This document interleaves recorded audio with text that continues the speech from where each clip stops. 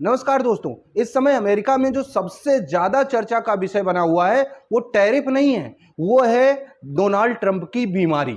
दोस्तों, जब कुछ डॉक्टर्स ने डोनाल्ड ट्रंप को पुतिन से मिलते हुए ऑब्जर्व किया तो उनको लगा कि डोनाल्ड ट्रंप को एक खास तरह की बीमारी हुई है जिसके बारे में हम आपसे चर्चा करने जा रहे हैं। लेकिन उससे पहले मैं आपको बता दूं कि इस बात की चर्चा अमेरिका में बहुत ज्यादा चल रही है और कुछ लोग तो ऐसा सोशल मीडिया पर लिख रहे हैं कि एक पागल ने पूरी दुनिया को पागल बनाया हुआ है, और कुछ लोग तो यह भी कह रहे हैं कि यह भारत के ऊपर टैरिफ लगाने की बद्दुआ है जो डोनाल्ड ट्रंप को झेलनी पड़ रही है।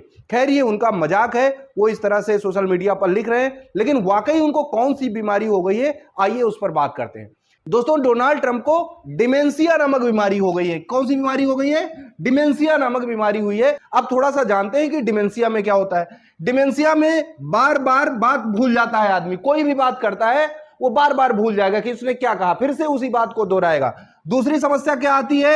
एक सवाल बार बार पूछना। एक बार कोई सवाल पूछेगा, उसको लगेगा कि नहीं उसने कोई दूसरा सवाल किया था और फिर वही सवाल वो दोबारा पूछेगा।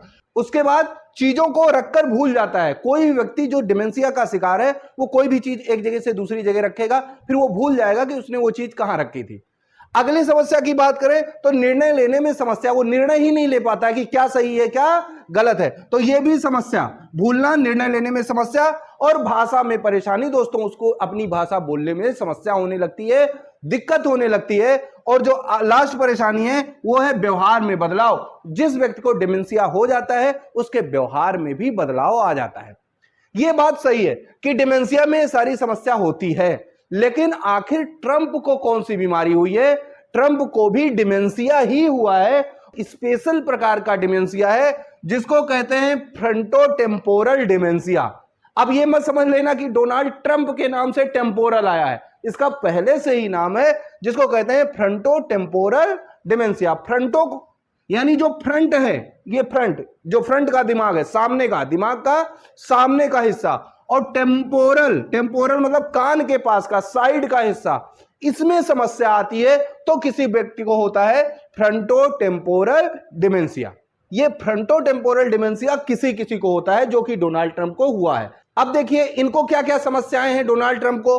अचानक गुस्सा आना, डोनाल्ड ट्रंप को अचानक गुस्सा आ जाता है, और ये बात आपने मीटिंग्स में, ये बात आपने निर्णय लेते हुए, ये बात आपने अपनी बात कहते हुए डोनाल्ड ट्रंप को देखा होगा कि उनको अचानक गुस्सा आ जाता है। अजीब व्यवहार, आजकल वो अजीब अजीब व्यवहार करने लगे, और इसके बारे में डॉक्टर्स बात करते, इससे पहले इंडिया में चर्चा हो रही थी कि ट्रंप पागल हो गया है, ट्रंप ये हो गया है, ऐसी टैरिफ लगा रहा है, वैसी टैरिफ लगा रहा है। दोस्तों, कहीं ना कहीं ये बात सही होती नजर आ रही है, क्योंकि जो आज वहां डॉक्टर्स कह रहे हैं यहां के लोग पहले ही कह रहे थे। तो पहला परिवर्तन क्या आता है? अगर किसी को फ्रंटोटेम्पोरल डिमेंशिया हो जाता है, अचानक से गुस्सा आता है, उसको अजीब व्यवहार करने लगता है, वो व्यक्ति वाक्य ना बना पाना, जब कोई सेंटेंस बोलना चाहता है तो उसको बना नहीं पाता है, और शब्द को बोलने में कठिनाई, अच्छे से बोल नहीं पाता।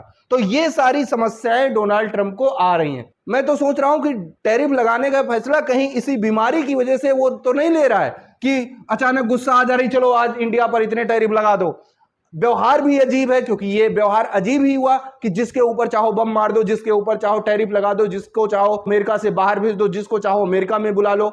जब पुतिन और ट्रंप की मीटिंग हुई है तो एक टेरर बनाने के लिए, डर बनाने के लिए ऊपर से F-35 उड़ाए गए थे। दोस्तों, अगर व्यवस्था इतनी चाक चौबंद करके पुतिन नहीं आते तो उनको भी डर लग सकता था, लेकिन वो व्यक्ति अपनी चाक चौबंद व्यवस्था के साथ आया था तो शायद वो परेशान नहीं हुआ। लेकिन ये सारी चीजें अब आप ट्रंप के व्यवहार में देख रहे हैं, और डॉक्टर्स ने कह भी दिया है कि हो ना हो बीमारी हो गई है डोनाल्ड ट्रंप को ये।